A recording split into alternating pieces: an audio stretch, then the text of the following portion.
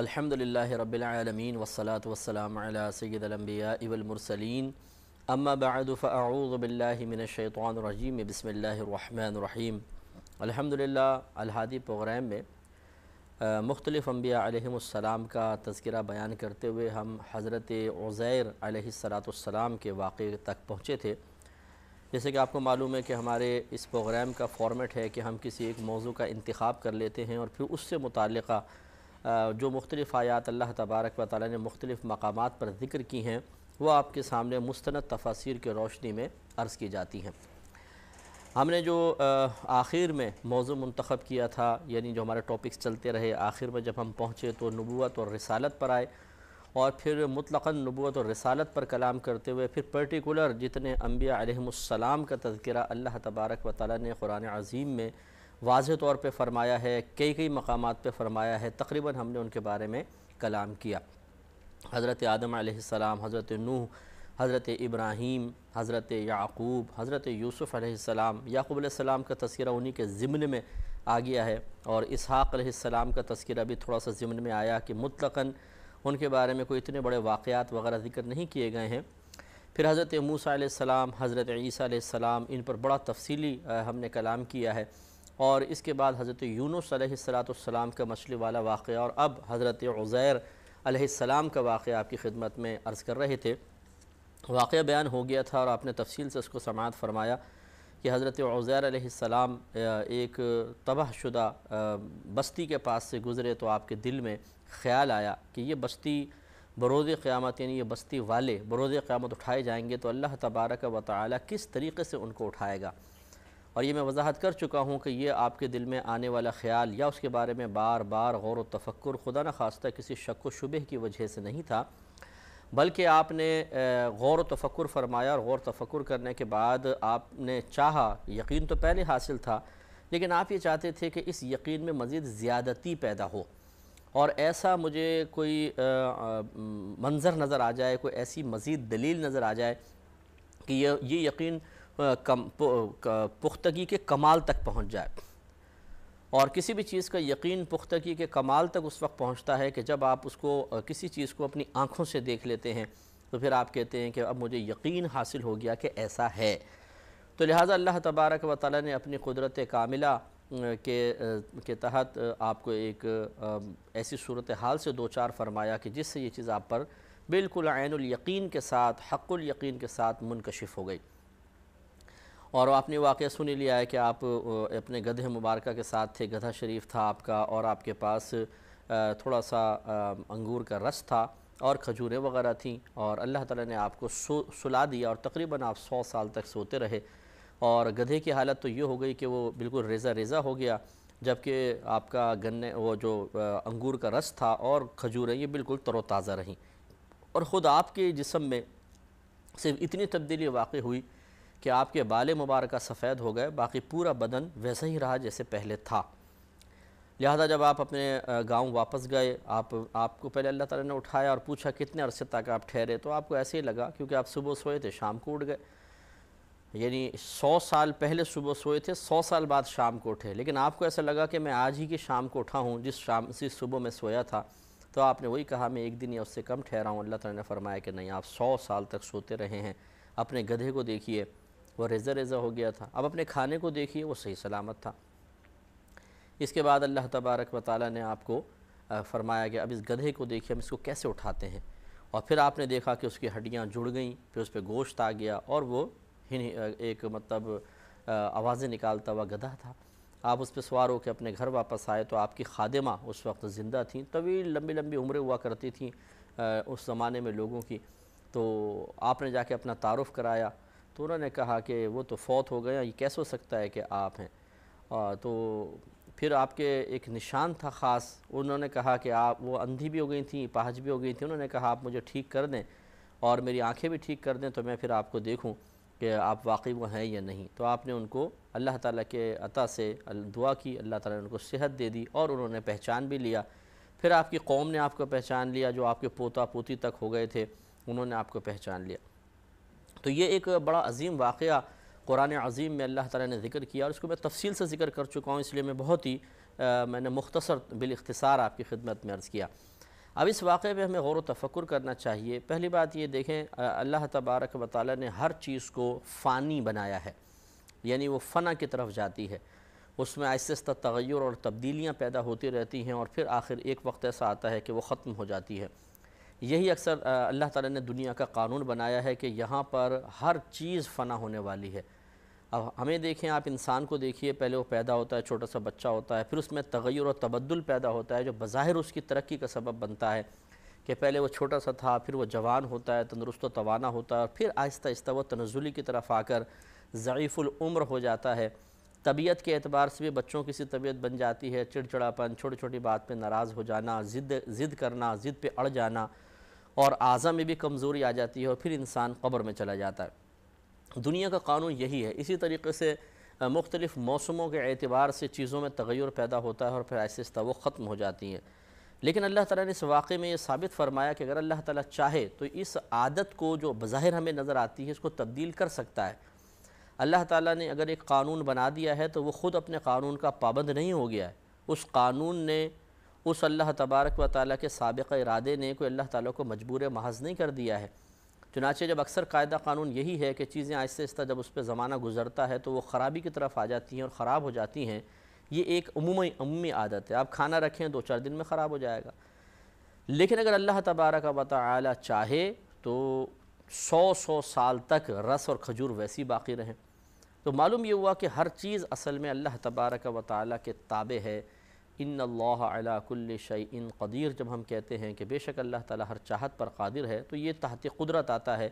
کہ اللہ تعالیٰ کسی چیز میں تغیر و تبدل کے باوجود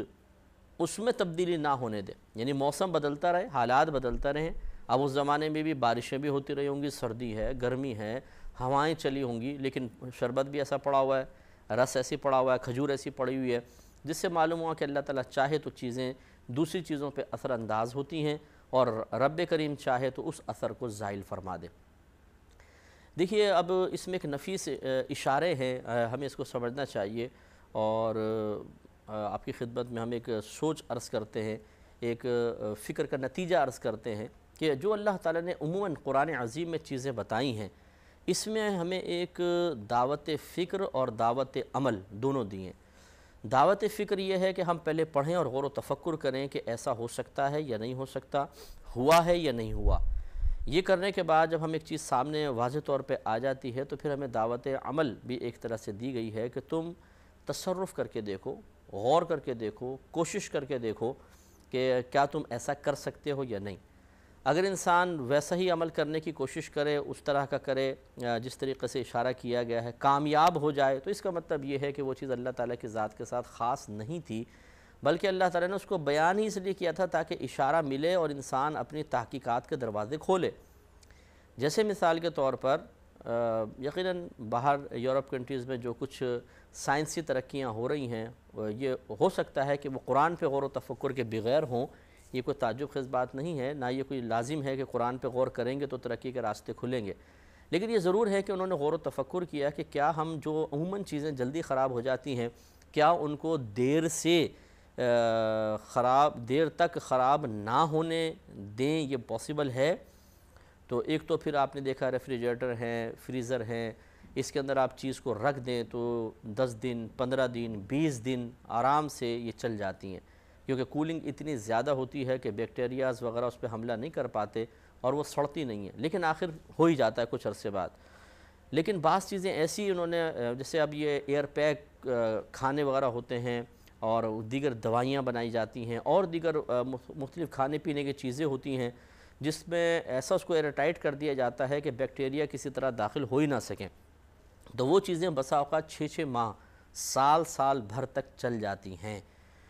تو اس میں بھی اشارہ ہے، دیکھیں اس طرف کہ گنے کا وہ انگور کا رس موجود ہے، کھجور موجود ہے، اللہ تعالیٰ نے اسے 100 سال تک سڑنے نہیں دیا، تو یہ ہم اشارہ اگر قبول کریں کہ ایسا پاسبل ہے کہ ایک کھانے کی چیز ہو اور 100 سال تک چل سکے۔ اب کیسے چل سکے گی؟ بس یہ ایک سوچ ہمیں جب یہاں سے ایک فکر مل گئی، اب ہمیں دعوت عمل دی گئی کہ اس پہ تحقیق کریں، غور و تفکر کریں کہ کس طریقے سے آپ چیزوں کو محفوظ رکھ سکتے ہیں۔ جب حضرت عزیر علیہ السلام 100 سال تک سوتے رہیں اور جسم میں تغیر پیدا نہ ہو، اور کوئی خرابی پیدا نہ ہو، تو یہ بھی پاسبل ہے کہ انسانی جسم کو 100 سال تک بغیر خراب ہوئے رکھا جا سکتا ہے۔ اس پہ اب سائنسی تحقیقات ہو رہی ہیں، اور آپ اگر ڈاکومنٹریز وغیرہ دیکھتے ہوں جو خصوصاً مطلب مستقبل کے بارے میں جو تحقیقات کی گئی ہیں ان پہ مشتمل جو پروگرامز تیار کیے گئے ہیں، کبھی آپ نے ٹی وی پہ دیکھے ہوں تو آپ آسانی سے جان لیں گے کہ اب اس بات کی تحقیق چل رہی ہے کہ جسمانی عضو آخر ضعف کی طرف کیوں آتا ہے، کمزوری کی طرف کیوں آتا ہے، بڑھاپے کی طرف کیوں نہیں آتا ہے، اس جوانی کو دائمی طور پہ قائم رکھنے کے بھی کوئی طریقے ہیں یا نہیں ہیں۔ وہ ٹیشوز جو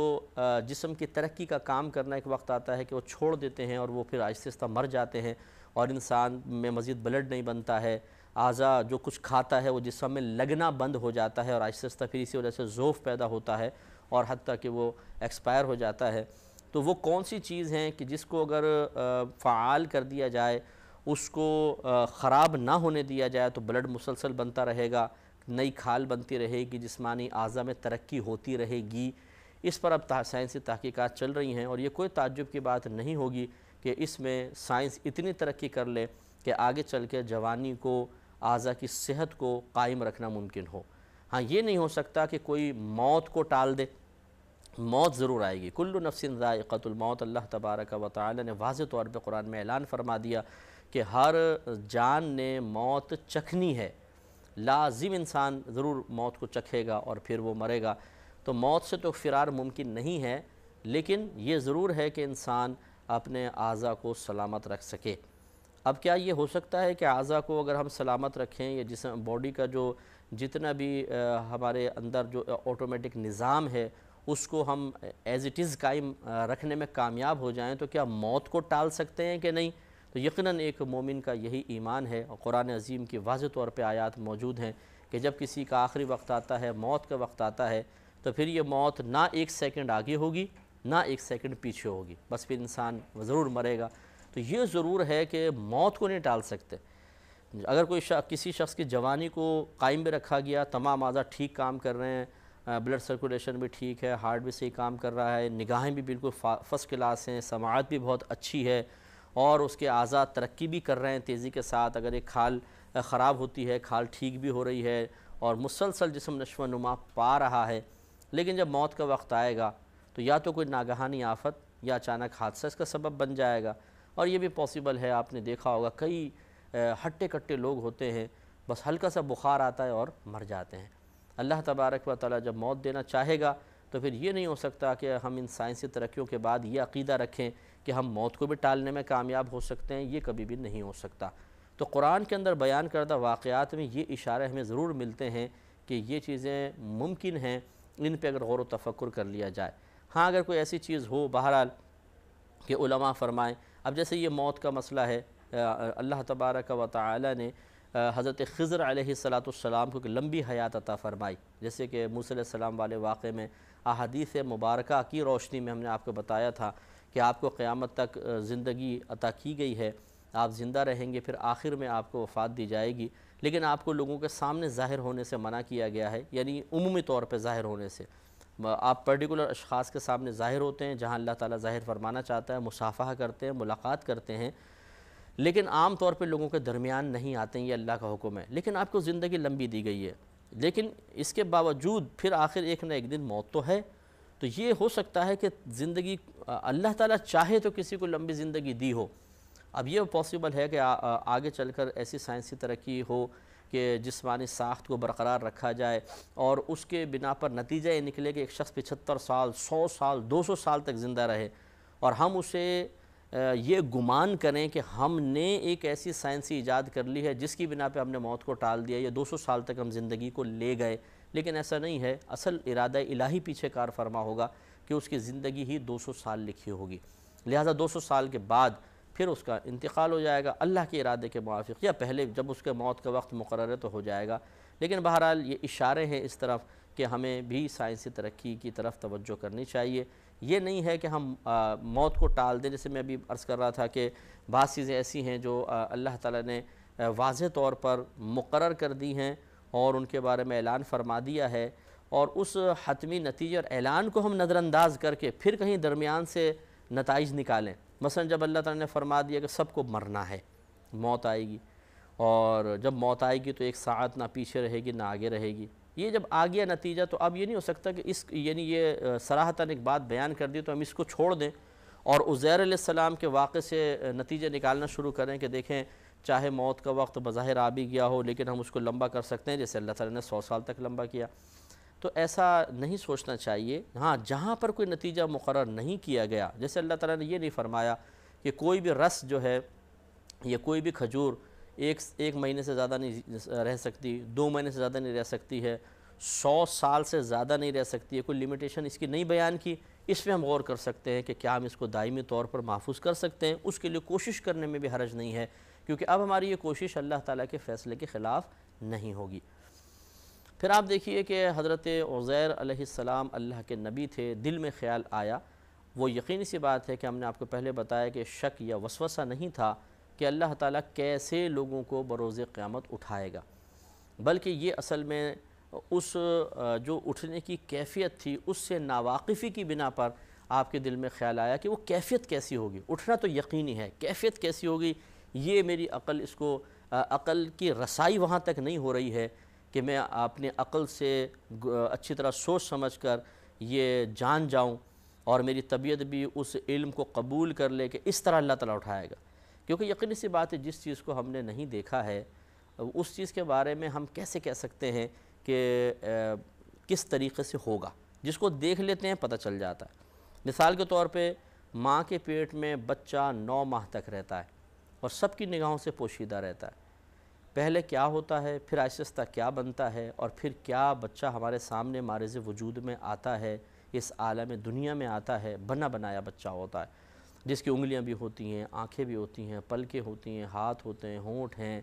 اور مسوڑے ہیں، ایک پورا نظام ہضم ہے اندر،